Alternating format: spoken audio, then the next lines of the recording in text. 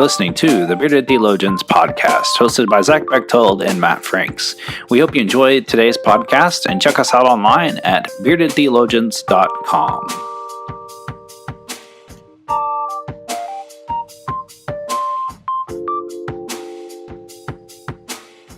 You're listening to the Bearded Theologians podcast, hosted by Matt Franks and Zach Bechtold. We're going to continue our conversation on the book of James that we started last week. And so Zach, I was ready to call you James. I gathered that. With all of Jesus is behind you, it's hard not to lose track of everything. But right. so Zach, as you are as you read through the book of James on chapter 2, what are some thoughts that come to your mind? Well, immediately starting out, James leads into this. My brothers and sisters, do with your acts of favoritism really believe in our glorious Lord Jesus Christ. For if a person with gold rings and in fine clothes comes to you into your assembly, and if a poor person in dirty clothes comes in, and if you don't take notice of the one wearing fine clothes, he just goes into this, and it's all about favoritism. And are we playing favorites just because people look nice? And it goes on and talks about how God chooses the poor in the world because they're typically rich in their faith. And James just leads into this, obviously addressing an issue within the people he's writing to of, man, don't judge people just based on their appearance. Because they may look poor, they may be dirty, whatever, but their faith is what's important. They may look nice, they may clean up well, but their faith is what's important.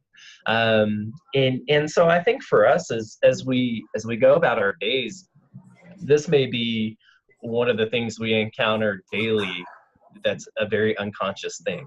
Walking down the street, driving in our car, we just see people constantly wherever we are, and we make little judgments about them, whether we realize it or not.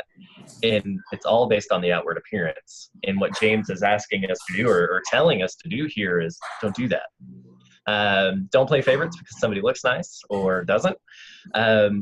Take what's inside, get to know them, build that relationship, and see what's really there, what's God-given, what their faith is. So as you were talking, the thing that came to my mind was verse 8, chapter 2, verse 8. You'll do well when you really fulfill the royal law found in Scripture, love your neighbor as yourself. But when you show favoritism, you are committing a sin, and by that same law, you are exposed as a lawbreaker. I just like the brushness of that, like kind of the brute force that kind of has a little bit there, that, if you do this, you're a rule breaker, a lawbreaker. Like, right. I just, I think of that, and I think of the times where one of the things that we ask the church to do, we ask the church to love God and to love your neighbor as yourself. And how often do we fall short in that venture? And sometimes we know when we do. Sometimes we know when we're causing hate, or sometimes we're unaware of it. And those unaware things, I think, are the things that build up, and the things that can really cause stumbling blocks in our own faith journey, because we may not even realize that we're doing it.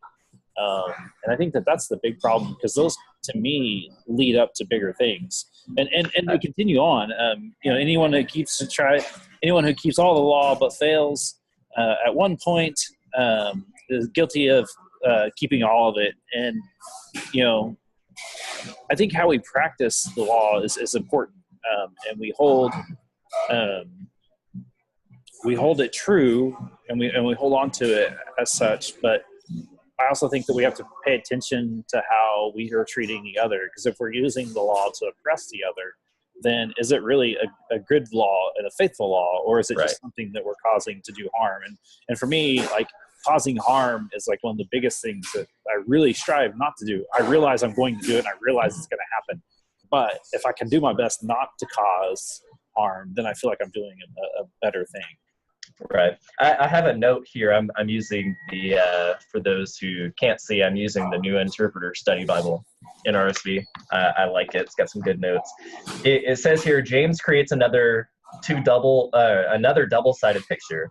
Those who fulfill the law will be judged by love and mercy. Those who dishonor fellow Christians are just as much lawbreakers as if they had broken one of the 10 Commandments.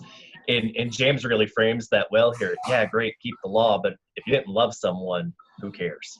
And you're right, we're going to do harm. We talk about that all the time. We've got a great series on the 3 simple rules. And do no harm was a big one for us. We talked a lot about that. Had a lot of conversations with people who listened about not doing harm, because it's one of those things that we intentionally do from time to time, but unfortunately we unintentionally do it. And it's that awareness to look back and go, oh crap. How do I reconcile this? How do I forgive myself and ask for forgiveness from the people? Well, and I think that's where he says, or James, the author, says at the end of verse 13, mercy overrules judgment. And, I think how often do we, as Christians, we end up needing to ask for mercy because we've been too judgmental. And right. I think it happens across the board. I don't think that there's not any group that doesn't pass judgment. Judgment is a part of human nature. It's part of that self that we that just is a part of us. And the thing that we can try to do is try not to pass judgment, but show mercy, or try to get them to know, instead of trying to pass judgment, I always try to get them to understand the other and try to understand the person that my body wants to say, you need to judge that person, try to pull back on that and try to show them some mercy. Mm-hmm. So as we continue this on, what are some other things, Zach, that kind of speak with you? Well, we go right into this section. It's verse 14 through the rest of the chapter. And it's all faith without works is dead. And I really think this is the part that Luther did not enjoy about James. But he starts out, verse 14, what good is it, my brothers and sisters, if you say you have faith, but you do not have works? It's all about putting that faith in practice. We can have faith, and that's great. That's part of it. But we got to do something with it. We've got to love people.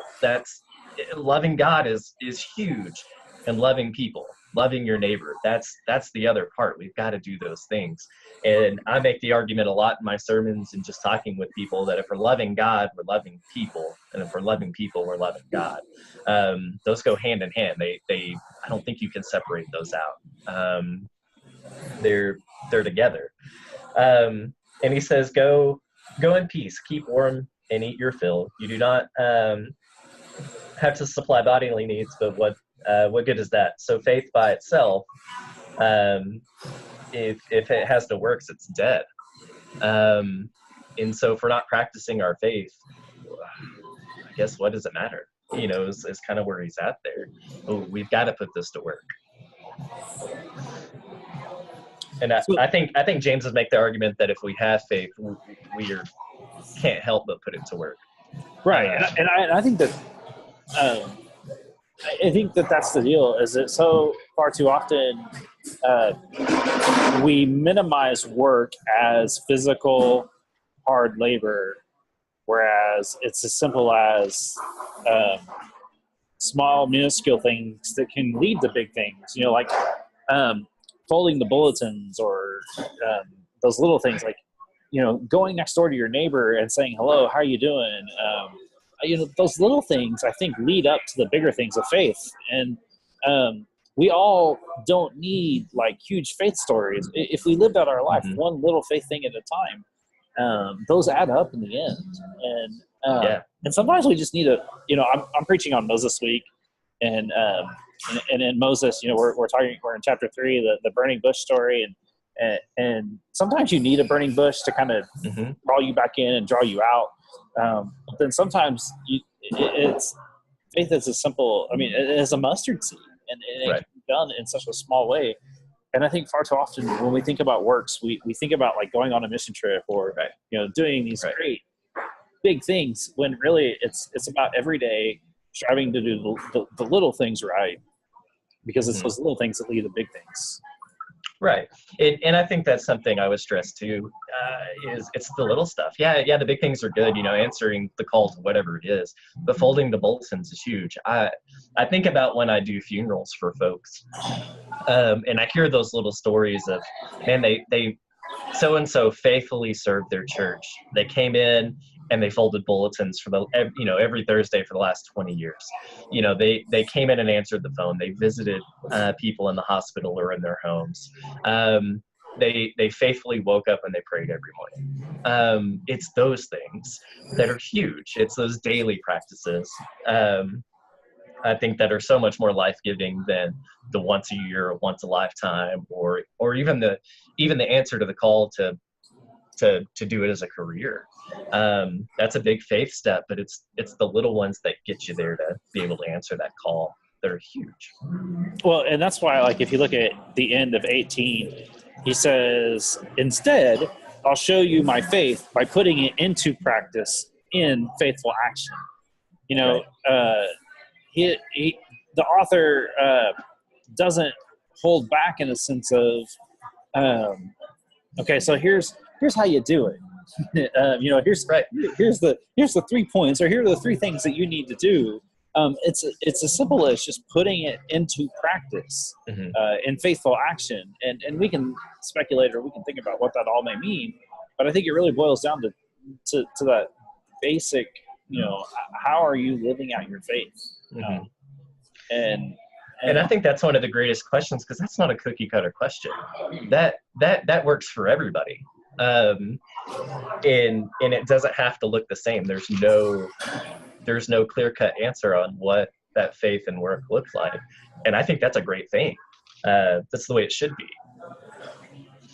So, Zach, as we bring this chapter kind of to a close, because we could keep going back and forth throughout this whole chapter.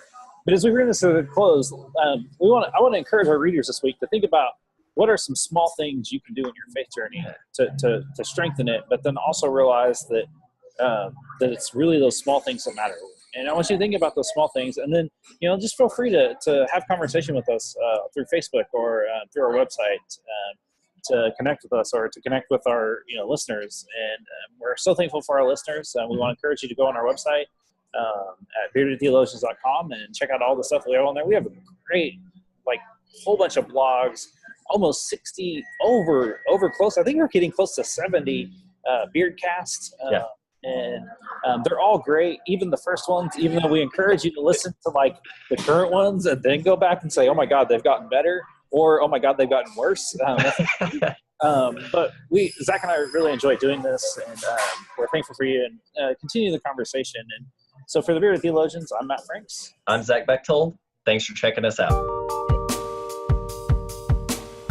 Thank you for listening to the Bearded Theologians podcast. We hope you've enjoyed listening, and we hope that you share our content online through Facebook and social media, and we hope that you check out our Beardcast store at beardedtheologians.com and pick up some great Bearded Theologians gear. We hope you have a good day.